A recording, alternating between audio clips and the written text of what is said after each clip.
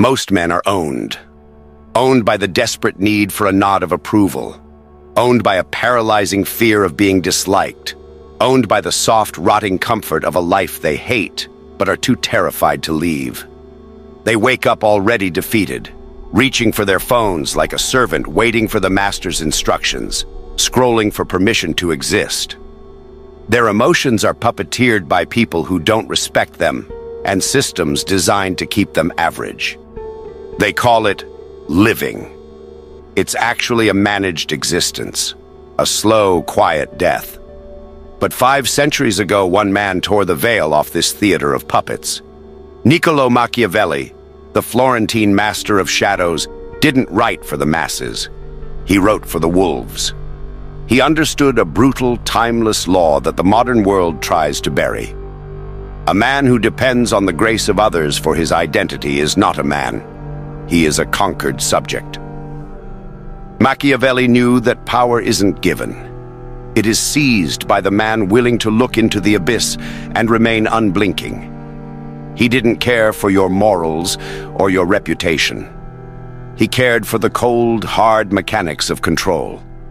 And he knew that as long as you crave the warmth of the herd, you are nothing more than a sacrifice waiting to happen. You want to become a man no one can control? Then understand the price. You have to kill the version of yourself that seeks validation. You must become comfortable being misunderstood. You must welcome being disliked. You must accept being feared.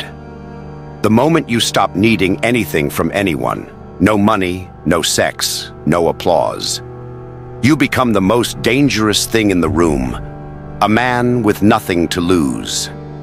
This transformation is a demolition. It will strip you of your illusions and your current relationships. But on the other side of that destruction lies the anomaly, a man who cannot be manipulated because he has no ego to stroke. A man who cannot be broken because he has already survived his own collapse. By the end of this video, you won't just be a different man. You will be an anomaly. A ghost in the system that no one can calculate, control, or defeat. The most successful psychological operation ever run against the modern man is the cult of the inner child. You've seen it everywhere, on social media, in soft-bellied self-help books, and from therapists who want to keep you in a state of permanent processing. They tell you that you are a victim of your past, that you need to reparent yourself, and that the key to your future is to coddle the wounded, crying boy living inside your psyche. Machiavelli would look at this modern obsession and see it for exactly what it is, a blueprint for permanent servitude. In the theater of power, your inner child is not a source of healing. It is a collection of unhealed needs, a desperate craving for a parent's approval, and a massive tactical liability. A man governed by his inner child is a man who can be lured by any candy-coated manipulation. He is reactive, he is fragile, and, worst of all, he is manageable. To become a man no one can control, you must first commit a psychological murder. You must execute the version of yourself that is still waiting for a permission slip. Think about the traits of a child. A child needs to be understood. A child needs to feel safe. A child looks to an authority figure to define what is right, what is wrong, and what is possible. When you carry these traits into your adult life, you aren't being authentic. You are being a target. If you are still looking for someone to tell you that you're good enough, or if you are still trying to fix your trauma through the validation of a boss, a partner, or a social circle, you have already handed over the keys to your kingdom. You have essentially told the world, I am a minor. Please lead me. Please define me. The indomitable man understands that the world is not a nursery. It is a battlefield of competing wills. Machiavelli's realism demands that you stop looking for healing in the way the modern world suggests. through soft words and endless emotional indulgence. Instead, you must look for discipline. You must become your own ancestor. Imagine the most formidable man you can think of. A man from a time when survival was the only metric. That man didn't have the luxury of holding space for his trauma. He had a mission, a family to protect, and a legacy to build. He integrated his pain into his strength. He didn't heal his wounds. He turned them into scar tissue. Scar tissue is tougher than regular skin. It is less sensitive. It is harder to break. This is the transformation you must undergo. You must step into the role of the cold, disciplined patriarch of your own mind. When the inner child starts to cry for comfort, or for fairness, or for someone to recognize how hard he's trying, you do not coddle him. You silence him.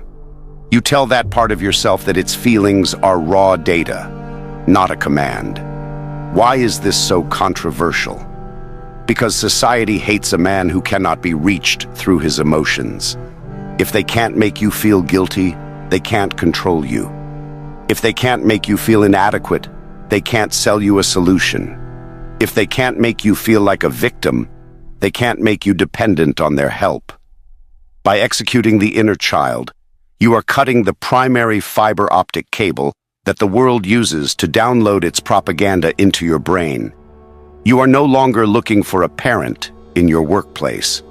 You are no longer looking for a mother in your partner. You have become a self-contained, sovereign unit. You provide your own approval. You set your own standards. You are the architect, the builder, and the judge. This is the first and most brutal lesson. A man who has killed his need for nurturing is a man who can finally, truly, take what he wants from the world.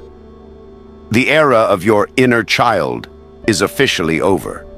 The era of your dominance begins when you realize that the only person coming to save you is the man you are currently building out of the wreckage of your past. Stop being a ghost of your history and start being the commander of your future. In the modern world, empathy is marketed as the ultimate human virtue. You are told that to be a good man, you must feel what others feel, carry their burdens, and bleed when they bleed. This narrative isn't designed to make you a better human. It is designed to make you a more manageable subject. In the theater of power and the pursuit of true sovereignty, empathy is not a gift. It is a high-end word for emotional vulnerability. It is the primary frequency through which the world hacks your nervous system. Machiavelli understood a truth that most men are too afraid to admit. When you empathize, you are essentially handing over a remote control to your internal state. If someone in your life is sad, you feel burdened. If they are angry, you become defensive. If they are paralyzed by fear, your own momentum slows down to match theirs. You have allowed their internal weather to dictate your external reality. You are no longer an independent agent. You are a satellite orbiting someone else's emotional chaos. To become a man no one can control, you must break the curse of empathy. You must undergo a radical shift from emotional empathy to cold, strategic analysis.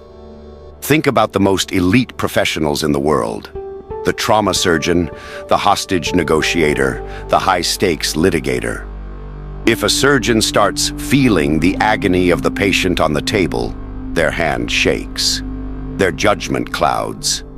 Their empathy becomes a death sentence for the person they are trying to save.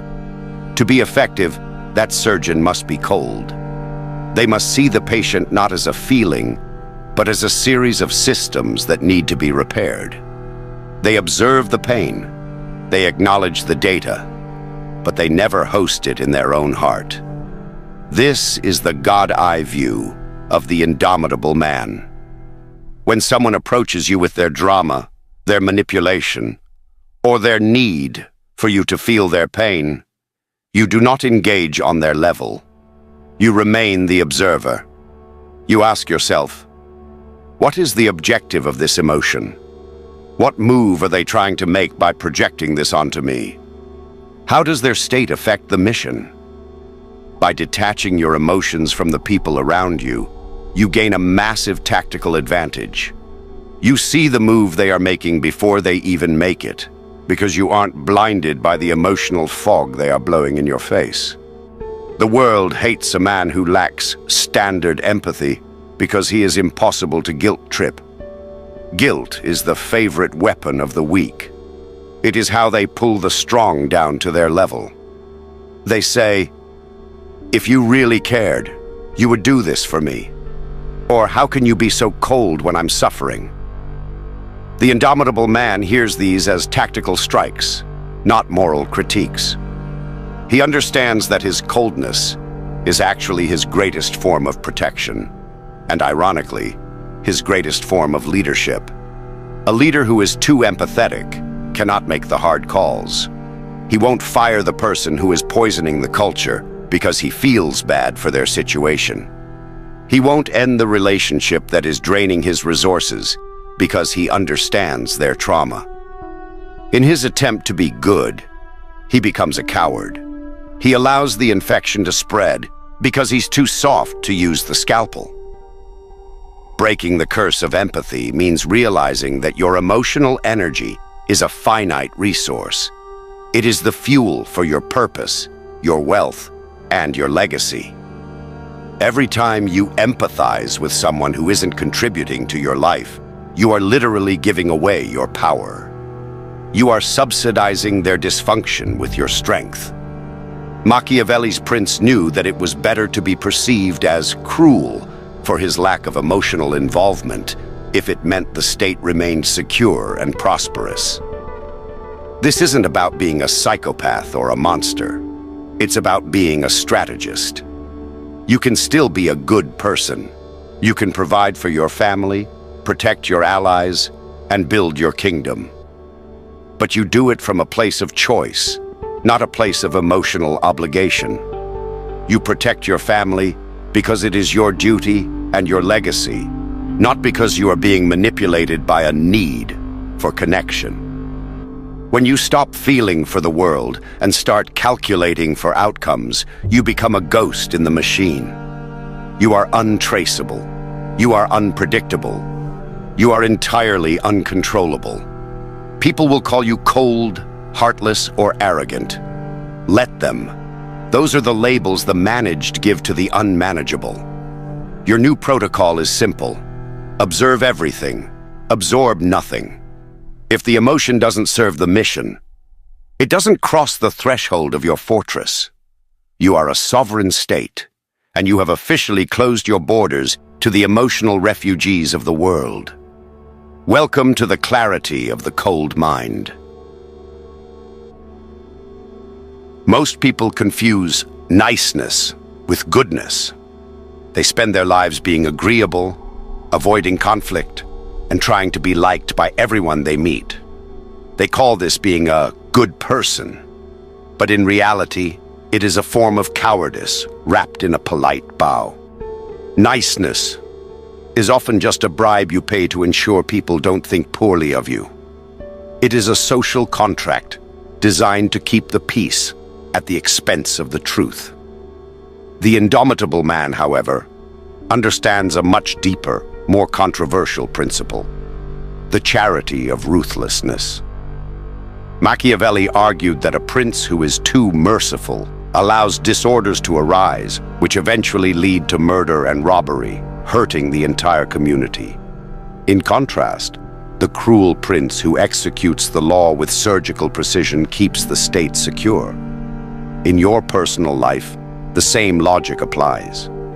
By being nice to everyone, you are actually being cruel to yourself and to the people who actually matter. You are feeding the delusions of the weak and allowing the parasites in your life to stay comfortable in their dysfunction. True goodness is not found in a soft word. It is found in the brutal, surgical application of the truth. This is the charity of ruthlessness. It is the understanding that the most charitable thing you can do for a person is to hold them to a standard they are currently failing to meet. When you stop being nice and start being accurate, you become a mirror that reflects reality back to the world. Think about a trainer who pushes an athlete to the point of physical collapse. To the outsider, the trainer looks cruel. He is shouting, he is demanding more, and he refuses to accept excuses. But to the athlete, that trainer is the only person who actually cares about their success. The nice trainer who lets you slack off is the one who is actually sabotaging your future. In the game of power, you must become that ruthless trainer for everyone in your circle. By being ruthless with the truth, you stop feeding the moral ego of those around you. Most people are walking around with a series of convenient lies about why they are failing, why they are unhappy, or why they are being treated poorly. When you refuse to validate those lies, you are doing them a favor. You are stripping away their excuses. You are forcing them to either grow or vanish. This level of honesty is terrifying to the average person, which is exactly why it works as the ultimate filter. Your ruthlessness acts as a psychological perimeter. It keeps the broken and the entitled away from your fortress. Parasites cannot survive in an environment of total transparency. They need the fog of niceness to hide their motives. When you shine the cold light of ruthlessness on every interaction, the parasites flee, leaving only those who are strong enough to stand beside you in the truth. To be uncontrollable, you must stop being the safety net for other people's failures. Society has conditioned you to feel guilty for being successful, for being strong, or for being cold. They want you to subsidize the weakness of the collective with your own hard-earned strength. But the indomitable man refuses to play the role of the martyr. He knows that his resources, his time, his money, and his energy are the fuel for his legacy. To give them away to people who refuse to help themselves is not charity. It is a waste of a sovereign life. Machiavelli noted that it is much safer to be feared than loved, because love is preserved by the link of obligation which, owing to the baseness of men, is broken at every opportunity for their advantage. But fear preserves you by a dread of punishment, which never fails. When people know that you are ruthlessly accurate, they treat you with a different level of care. They know that your favor cannot be bribed with a smile or a polite gesture. It must be earned through competence and loyalty. This isn't about being mean for the sake of it. It's about being effective.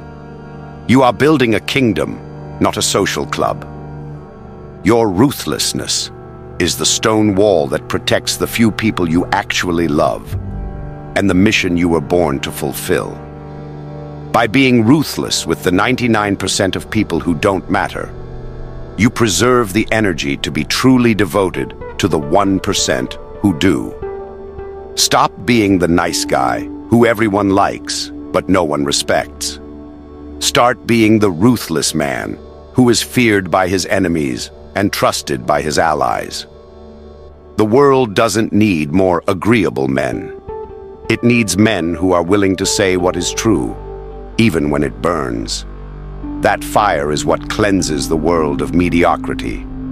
Your ruthlessness is your contribution to the truth. Wear it with pride.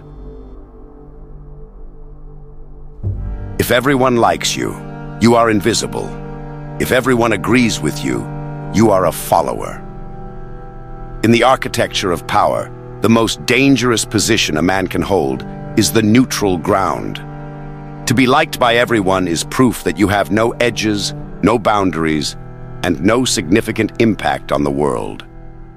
It is the hallmark of the domesticated man. The indomitable man, however, understands a principle that terrifies the average person: the luxury of being hated. Machiavelli noted that a man who tries to be good in all matters will surely come to ruin among so many who are not good. This applies directly to your reputation. Most men are paralyzed by the fear of being the bad guy. They spend their energy managing how others perceive them, constantly adjusting their behavior to avoid disapproval. This fear is the leash society uses to keep you in line. It is the invisible prison where the bars are made of other people's opinions. To be undefeatable, you must realize that hatred is the ultimate proof of your sovereignty. It is the tax you pay for being an anomaly. When you truly step into your power, you will inevitably cross the interests of those who want to keep you manageable. You will offend the weak, threaten the mediocre, and disrupt the comfortable. Their hatred is not a sign of your failure. It is the final confirmation that you have successfully exited their control group. Think about the high-value individuals who actually move the world. They are rarely unanimously loved. They are polarizing figures because they have clear visions and unyielding standards. Their presence forces people to take a side. If no one is taking a side against you, it means you aren't standing for anything worth fighting for. Hatred is a signal that your boundaries are working. It means you have said no to something the world tried to force upon you. And you didn't flinch when they reacted with scorn. The sovereign man views being hated as a luxury because it provides him with total psychological freedom. When you stop trying to manage your reputation, you gain back the massive amount of energy you used to waste on performance. You no longer have to check the social weather before you speak or act. You become a black hole for disapproval. The insults and the gossip enter your field, but they find nothing to latch onto. You have removed the hooks of ego that allow external opinions to cause internal pain. This is where you become the ghost in the machine. When people realize that their hatred has no effect on your mood, your productivity, or your mission, they lose their primary weapon. They can scream at the wind, but they cannot touch the mountain. Most men are defeated by social death, the fear of being cast out. But for the man who has already built his own kingdom, being cast out of a mediocre society is a promotion. Wear their hatred like a tailored suit. It means you are no longer playing their game. You are no longer part of the herd that can be spooked by a loud noise or a sharp word. To be undefeatable, you must find a way to thrive in the heat of their disapproval. You must reach a state where the noise of the world becomes a background hum that actually sharpens your focus. Machiavelli taught that it is much better to be feared than loved, and this is the core of it. Love is a gift given by others, which they can take away at any moment to suit their convenience. But fear, and the respect that comes with being a polarizing, indomitable force, is something you control. It is based on a reality you have created. When people hate you, but still have to deal with you because of your competence and power, you have achieved the ultimate Machiavellian victory. Being hated also acts as a natural vacuum. It clears your life of the sycophants, the people-pleasers, and the parasites who only hang around when the vibe is easy. It leaves you with a small, hardened circle of allies who value truth over comfort. These are the only people who matter. The rest of the world's opinion is just market data to be analyzed, not a moral judgment to be absorbed. Stop apologizing for your existence. Stop trying to soften your edges so the world can swallow you more easily. Be the jagged stone that they can't ignore. Be the villain in their small, petty stories, if it means you are the hero of your own epic. The era of your likability is over. The era of your sovereignty begins the moment you realize that their hatred is just the applause of the defeated. Reliability is a trap. If people can predict your every move, they have already conquered you. In the world of power, consistency is often just another word for profiled. Most men pride themselves on being dependable or predictable, but from a Machiavellian perspective, that is the hallmark of a domesticated subject. If the world knows exactly how you will react to a slight, how you will negotiate a deal, or how you will respond to a crisis, they don't need to respect you. They only need to manage you. They know exactly how much pressure to apply to get the outcome they desire. To become a man no one can control, you must master the strategic betrayal of expectations. Machiavelli noted that a prince must know how to be a fox to discover the snares and a lion to terrify the wolves. The key to being both is strategic opacity. You must become a black box where input goes in, but the output is unpredictable. This isn't about being moody or erratic. Those are signs of a man controlled by his emotions. This is about being calculatedly random. It is the deliberate subversion of the mental profile others have built for you. Think about the psychological effect of a man who suddenly changes the rules of the game. If you are known for being the agreeable one, and you suddenly meet a disrespectful demand with a terrifying silent stare and a refusal to negotiate, you have just shattered the other person's reality. You have created a pattern interrupt that forces them to reevaluate everything they thought they knew about you. In that moment of confusion, you have the absolute leverage. The world operates on profiles. Your boss, your partner, and your enemies all have a folder in their mind labeled with your name. Inside that folder are the rules they use to interact with you. He'll always apologize if I get angry, or he'll always work late if I ask nicely. When you betray these expectations, you are essentially burning that folder. You are forcing them to treat you with a level of caution and respect that they never show to the reliable man. Strategic betrayal is a defensive shield. It makes you impossible to profile by those who mean to do you harm. If an enemy cannot predict your reaction, they cannot plan a strike. If a manipulator cannot find your emotional trigger, they cannot pull your strings. By occasionally doing the exact opposite of what your current profile suggests, you stay one step ahead of the social algorithm. Consider the luxury of silence. Most people expect you to defend yourself when accused or to celebrate when praised. By doing neither, by meeting both with a cold, unreadable neutrality, you betray the most basic social expectations. You become a mystery that cannot be recruited into someone else's drama. People become hesitant to cross you, not because they know you'll fight back, but because they don't know what you'll do. That uncertainty is the most powerful deterrent in the human psyche. Machiavelli taught that it is necessary to be a great pretender and dissembler. This doesn't mean you are a liar. It means you are the architect of your own public image. You decide which parts of yourself are visible and which parts remain in the shadows. Most men are transparent because they lack the self-control to hide their intentions. They want to be understood, so they leak information about their plans, their fears, and their next moves. The indomitable man, however, understands that information is the currency of control. By betraying expectations, you are practicing information denial. You are keeping the world on its toes. When you are generous, when they expect anger, or silent when they expect a defense, you are maintaining your sovereignty. You are the only one who knows the roadmap of your mind. This lesson is controversial because it violates the social contract of transparency. We are told to be consistent so that we are easy to live with.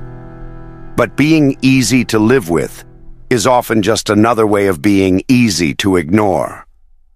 The man who is too predictable is the first one to be taken for granted. He is the one whose boundaries are slowly eroded because he won't mind. Stop being the man everyone can set their watch by. Start being the man who is a law unto himself. Occasionally break the rules of your own personality. If you've been the hard worker who never says no, say no. If you've been the quiet one, speak with a voice of command. If you've been the nice guy, show them the edge of your steel. By strategically betraying the version of yourself that others have grown comfortable with, you reclaim your status as a sovereign individual. You are no longer a piece on their board. You are the player who just changed the game. Most men handle betrayal, disrespect, or failure in those around them with high-octane emotion. When they are crossed, they explode in anger. They launch into a heated argument, or they desperately try to fix the relationship through negotiation and pleading. To the average man, this feels like standing up for himself. But to the strategist, this is a massive tactical error. High emotion is a signal of high investment. It tells the other person that they still own a piece of your peace. It proves that they still have the power to move you.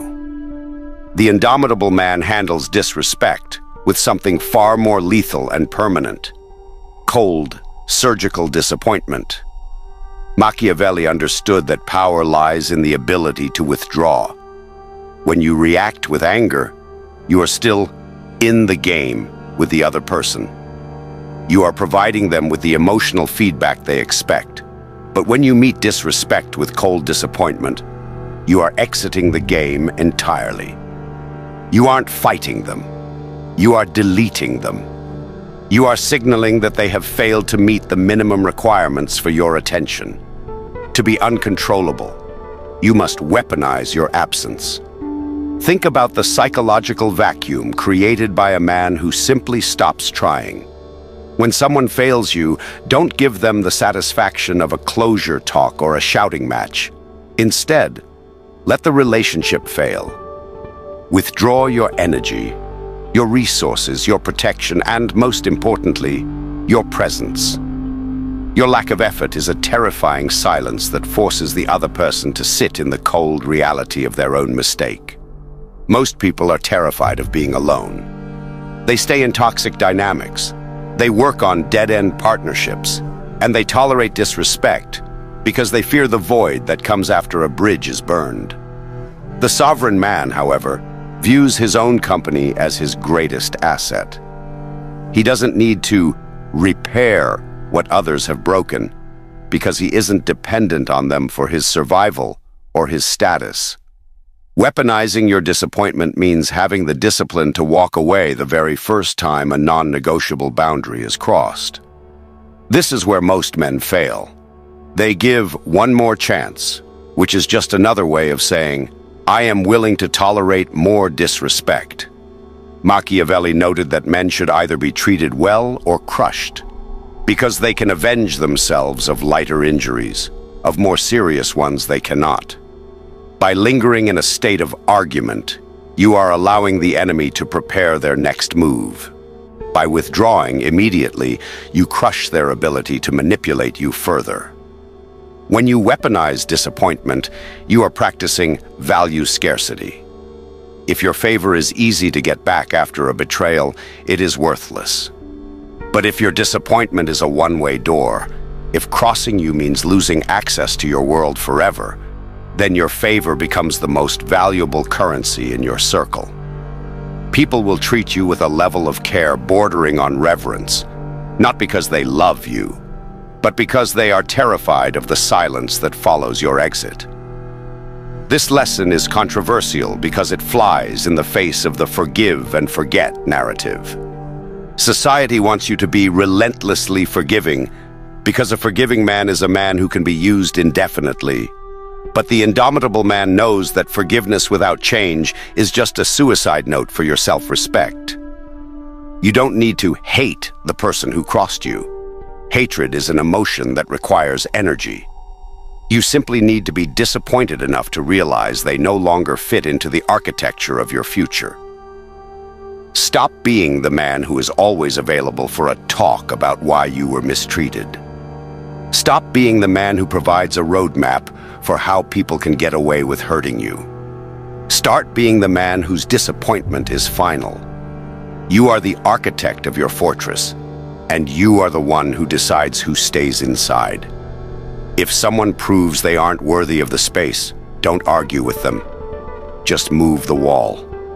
By the time they realize they've been locked out, you should be miles ahead, building something they'll never be allowed to see. Your absence isn't a punishment. It's a consequence of their incompetence. And in the world of the sovereign man, there are no second chances for incompetence. The modern world is obsessed with the cult of authenticity. From social media influencers to corporate HR departments, the message is always the same. Be yourself. Live your truth. Show your vulnerability. This narrative isn't designed to set you free. It is a psychological operation designed to make you transparent, predictable, and, most importantly, manageable. In the cold theater of power, being real all the time is not a virtue. It is a massive tactical liability. It means you are wearing your heart on your sleeve, your plans on your face, and your weaknesses in your voice for everyone to see. Machiavelli understood a truth that most men are too soft to accept. The world does not need to see your true self. In fact, showing it to the wrong people is the fastest way to give them the keys to your destruction. He argued that the prince must be a master of simulation and dissimulation. You must know how to appear to be what you are not, and how to hide what you truly are. Your true self is a sanctuary, a private chamber for your most trusted allies and yourself alone. To the rest of the world, you should be a series of carefully constructed masks, each one designed to achieve a specific tactical outcome. Think about the psychological advantage of the man who is never fully seen. When you are real with everyone, you are essentially handing them the blueprints to your fortress. You show them exactly where your insecurities lie, what your ultimate goals are, and which emotional triggers can be used to pull you off balance. By being authentic, you are providing your competitors, your enemies, and even the parasites in your life with a cheat code to your psyche. They don't have to guess how to influence you. You've already told them. The indomitable man treats his personality as a toolkit, not a fixed identity. He understands that the mask he wears in a high-stakes negotiation must be fundamentally different from the one he wears during a social gathering or a conflict. This isn't about being fake in the way a coward is fake. This is about strategic opacity. It is the ultimate form of self-discipline. It means your internal state is so hardened and controlled that it never accidentally leaks into your external performance. You are the architect of the version of yourself that the world is allowed to interact with. Society hates this lesson because it makes you untraceable. We are told to be consistent and transparent because a man who is easy to categorize is a man who is easy to control. But the man who masters the mask is an anomaly. He can be the charming ally in one room and the cold executioner in the next, all while his true spirit remains untouched and unobserved. He doesn't seek understanding from the masses.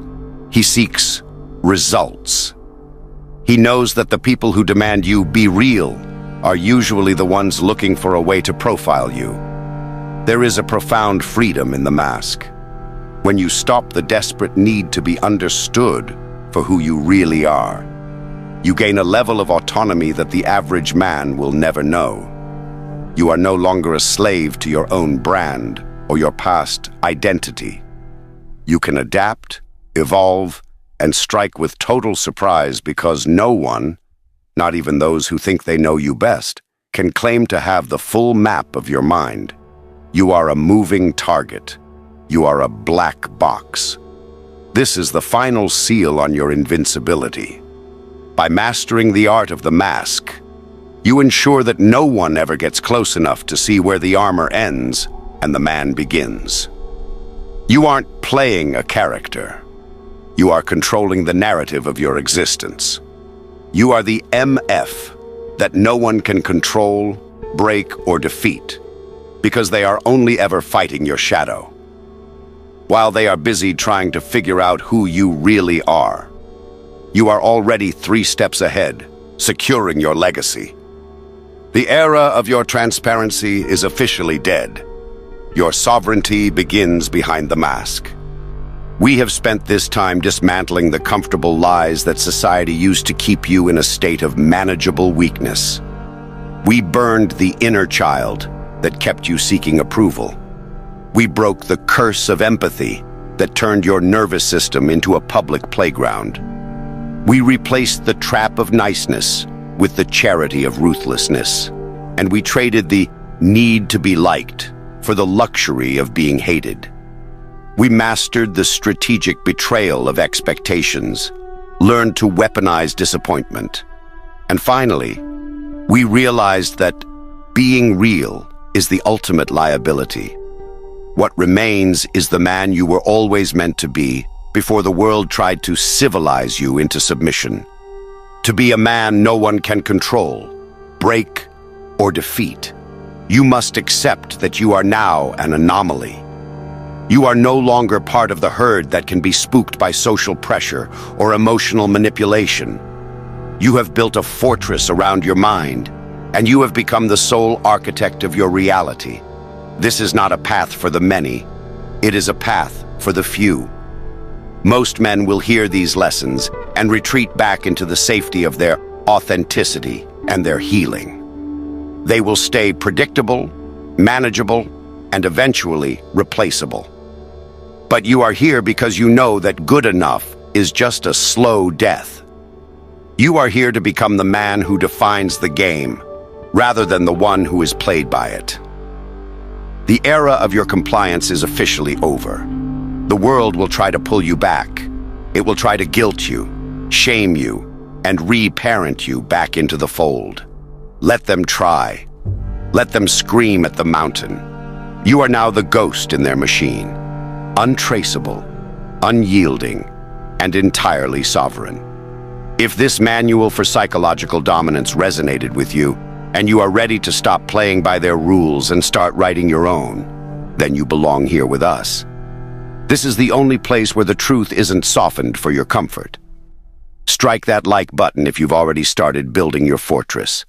Subscribe and hit the notification bell to ensure you never miss a tactical update from the front lines of the mind. This is Psychology Coded, and we don't just study power, we become it. Welcome to the new era of your dominance. We'll see you in the next one.